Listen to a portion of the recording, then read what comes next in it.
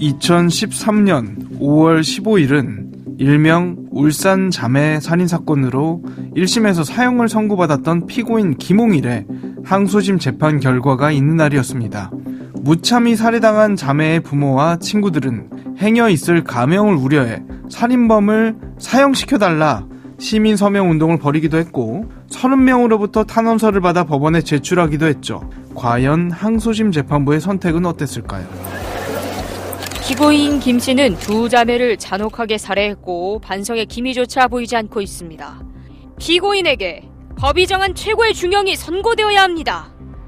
피고인은 범행을 인정합니까? 검찰의 공소 사실을 모두 인정합니다. 선고합니다. 국민들의 법 감정과 범죄 억제 기능을 고려하면 사형에 처할 사정이 있어 보인다. 하지만 이 세상에서 피고인의 존재 자체를 부정해야 한다고 단정하기엔 부족함이 있다. 이럴 순 없습니다. 도대체 어떤 죄를 지어야 사형에 처하는 건가요? 이럴 순 없어요. 결국 김홍일은 사형에서 무기징역으로 감형받았습니다.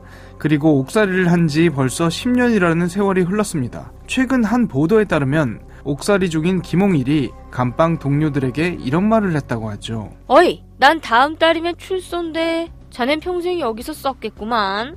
그럴 리가요. 무슨 소리야? 여기서 20년쯤만 살아주면 가석방 될 겁니다. 20년 정도 지나면 나갈 수 있을 거예요. 뭐? 여기서 나가면 여자도 사귈 겁니다. 무기징역을 선고받은 김홍일이 20년 후, 그러니까 대략 10년 후쯤이면 다시 사회에 나와 아무 일도 없다는 듯 살아갈 수 있게 될까요? 안녕하세요. 이원하 변호사의 사건 엑스파일 이원하입니다. 오늘도 로엘 법무법인 황근주 변호사와 함께합니다. 변호사님 어서 오세요. 안녕하세요. 로엘 법무법인의 황근주 변호사입니다. 오늘 다뤄볼 사건 파일 바로 열어보겠습니다. 사건은 보이는 것보다 가까이 있다. 이원하 변호사의 사건 X파일 40번째 파일 허울뿐인 무기징역. 정말 잔혹하고 끔찍하기로 유명한 사건이었죠. 어떤 사건이었습니까? 이 사건은 2012년 7월 20일 새벽 3시 20분경 울산 중구에 있는 다세대 주택에서 범인인 김홍일이 20대 자매를 흉기로 살해한 사건이죠. 사건 당시 김홍일은 86년생으로 27살이었다고 알려져 있습니다. 김홍일은 피해자 자매 부모님이 운영하시던 주점에서 5개월가량 아르바이트를 하면서 피해자 자매 중 언니를 알게 됐는데요. 아르바이트를 그만둔 뒤에도 무려 3년 동안이나 언니 피해자를 일방적으로 따라다니면서 사귄다라고 주장했던 것으로 알려졌습니다. 하지만 언니 피해자가 김홍일에 대해서 만나지 않겠다는 의사를 강경하게 표시하자 사건이 있던 날 새벽에 베란다 배관을 타고 자매들이 살고 있던 집으로 침입해서 먼저 동생을 살해하고 곧이어 언니를 살해한 사건입니다. 피해 자매와 범행을 저지른 김홍일, 오래전부터 알던 사이였죠? 알려지기로는 김홍일이 2008년도경에 피해자 자매 부모님이 운영하시던 주점에서 5개월 동안 아르바이트를 했었다고 합니다. 그리고 아르바이트를 그만둔 다음에도 한 달에 한두 번은 주점에 와서 청소라든가 일을 도와주기도 했었다고 합니다. 아마도 김홍일이 마음에 두고 있던 언니 피해자나 부모님들께 좋은 인상을 남기려던 것 아닌가 싶습니다. 김홍일은 검거되고 나서는 3년 넘게 피해자 자매 중 언니와 교제를 했다는 주장을 했습니다. 여자친구, 그러니까 자매 중 언니가 헤어지자고 해서 배신한 게 화나서 죽였다고 하셨잖아요. 그런데 알고 보니 사귄 사이가 아니었다면서요. 네, 맞습니다. 김홍일은 검거된 이후에 일관되게 피해자 자매 중 언니와 교제하던 사이였다고 주장을 했지만요. 주변인들에 대한 조사 결과 김홍일은 피해자 자매 중 누구와도 사귄 적이 없었고 일방적으로 언니 피해자를 스토킹했을 뿐이라는 점이 밝혀졌습니다. 김홍일은 자기 혼자서 언니 피해자와 교제하는 사이라고 망상을 한 것이 아닌가 생각이 듭니다. 아니면 김홍일의 계속되는 구애, 언니 피해자가 계속 거절하자 격분해서 사건을 저질렀을 가능성도 있을 것 같습니다. 이 정도면 평상시에도 굉장히 문제가 많았을 것 같거든요, 이 사람이. 김홍일이 이 사건 범행을 저지르기 이전에도요, 언니 피해자에게 과도하게 집착을 하면서 언니 피해자가 친구들이나 부모님 주점의 직원들과 어울리는 것도 싫어하고 수시로 피해자 자매의 집에 찾아가기도 했었다고 합니다. 당시 김홍일의 SNS 계정을 보면 언니 피해자 폴더만 따로 만들어서 빼곡하게 언니 피해자의 사진을 채워놨다고 합니다. 범행 3일 전인 7월 17일에는요. 동생 피해자의 SNS에다가 이제 못 볼 텐데 장난쳐서 뭐 하겠냐 라고 댓글을 달기도 했는데 사건이 발생하고 난 후에는 이것이 범행을 예고한 것이 아닌가라는 추측도 있습니다. SNS에 남긴 글이 자신을 죽이겠다는 선포라고는 상상조차 못했을 것 같은데 김홍일의 범행을 굉장히 치밀하게 준비하지 않았습니까? 네, 맞습니다. 김홍일은 언니 피해자로부터 단호하게 거절을 당하자 인터넷에 불 붙는 기름, 총 구할 수 있는 곳, 주방용 칼 파는 곳 등등을 검색해보기도 했습니다. 사건 전날 밤에는 불법 안마시술소에서 성매매를 하고 근처 마트에서 흉기를 한 자루 구입한 다음에요. 피해자들의 주거지에 찾아가 가스배관을 올라타고 집 안으로 침입해서 범행을 저질렀는데요. 부모님이 운영하시던 주점에서 아르바이트를 했으니까 늦은 밤이나 새벽에는 부모님이 집에 안 계시다는 점을 사전에 알고 있었던 것으로 보입니다. 말씀해 주신 대로 외벽에 설치된 가스배관을 타고 집에 침입해서 소파에서 자고 있던 동생을 살해했죠. 김홍일이 가스배관을 타고 집 안으로 침입하자마자 거실 소파에서 잠이 든 동생을 발견하고 곧바로 흉기로 동생 피해자의 목을 2차례 찌르고 도망했습니다. 아마도 동생 피해자를 언니 피해자로 착각한 것 같아요. 사실 언니 피해자는 방에서 잠을 자고 있었거든요. 언니 피해자가 동생의 비명을 듣고 달려나와서 곧바로 119에 신고를 했습니다. 119에 신고했으면 바로 병원으로 이송이 됐나요? 안타깝게도 그렇지 못했습니다. 김홍일은 가스배관을 타고 도주를 하다가요. 언니의 목소리를 듣고 다시 집 안으로 들어가 이번에는 언니 피해자의 목과 가슴을 10여 차례 찔러 살해하고 도망했다고 합니다. 김홍일이 두 자매를 살해하는 데에는 채 3분 정도밖에 걸리지 않았다고 합니다. 당시 상황이 얼마나 급박하고 언니는 얼마나 무서웠을지 감히 상상도 안 됩니다. 김홍일은 현장에서 검거된 겁니까? 그렇지가 않습니다. 김홍일은 범행 직후 곧바로 도주했고 경찰에서 계속 추적을 했지만 찾지 못해서 전국에 공개 수배를 내렸죠. 결국 경찰은 범행 후 55일이 지난 다음에야 부산 기장군에 있는 한박산에서 김홍일을 검거했습니다. 왜 이렇게 오래 걸렸나요? 처음 김홍일이 동생 피해자를 살해하고 언니 피해자가 119 신고를 했을 때 119 구급대원만 현장에 출동했다고 합니다. 보통 이런 경우에는 119에 신고하든 112에 신고하든 신고 내용을 토대로 구급대와 경찰이 함께 출동해야 될 상황이라는 판단을 하게 되면 곧바로 공동대응 요청을 해서 신속하게 현장에 출동할 수 있도록 대처하게 되어 있습니다. 그런데 이 사건에서는 어찌된 일인지 119에서 신고를 받고 곧바로 112에 공조 요청은 하지 않은 채로 119 구급대원만 현장에 출동했단 말입니다. 이상하네요. 구급대원이 현장에 가보니 상황이 얼마나 끔찍했겠습니까? 누가 봐도 범죄로 인한 현장이라는 것이 명백했을 것이고 그때 비로소 119에서 112에 요청을 해서 경찰이 출동했다고 합니다.